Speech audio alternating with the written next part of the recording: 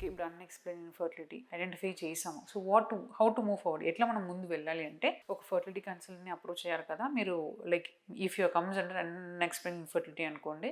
Like first న్యాచురల్‌గా try చేసుకోండి. అంటే ఫాలిక్యులర్ స్టడీ చేసుకొని like how is the egg మంచిగా గ్రో అవుతుందా? మంచిగా రిలీజ్ అవుతుందా? లైక్ ట్రిగర్ ఇంజెక్షన్ ఇచ్చిన తర్వాత ఎగ్ రిలీజ్ అయిందా? రిలీజ్ అవ్వలేదా? అదని చూసుకోవాలనమాట. సో, అది మీరు కొన్ని మంత్స్ ట్రై చేయొచ్చు. For example around 3-6 months try చేయొచ్చు. సో 3-6 మంత్స్ ట్రై చేసి కూడా మీకు పాజిటివ్ రిజల్ట్స్ రాకపోతే next either you can go for IUI. IUI అంటే లైక్ యూజువల్గా ఎగ్ రిలీజ్ అయ్యే టైంకి హస్బెండ్స్ స్పర్మ్‌ని ప్రాసెస్ చేసి మీ గర్భసంచి లోపల ట్రాన్స్ఫర్ చేస్తారనమాట. సో, ఆ ప్రాసెస్ కూడా మనం వెళ్ళొచ్చు. 3 సైకిల్స్ అట్లా ట్రై చేయొచ్చు. ఆర్ లైక్ ఫ్యూ గైడ్‌లైన్స్ ఏం చెప్తున్నారంటే లైక్ ఫ్యూ మంత్స్ మీరు న్యాచురల్‌గా ట్రై చేసుకొని అప్పుడు కూడా అవ్వకపోతే ఐవీఎఫ్‌కి ముందు వెళ్ళడం ఇట్స్ ఎ బెటర్ ఆప్షన్ అంటారు. ఎందుకంటే ఐవీఎఫ్‌లో మనము will get to know the reason అనమాట.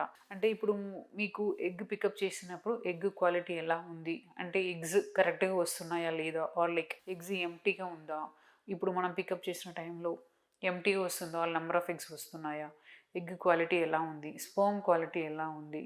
అండ్ దెన్ మనము ఎగ్ అండ్ స్పర్మ్ ఫ్యూజ్ చేసిన తర్వాత బేబీస్ ఫామ్ అవుతున్నాయా లేవా? ఇదన్నీ తెలుస్తదనమాట.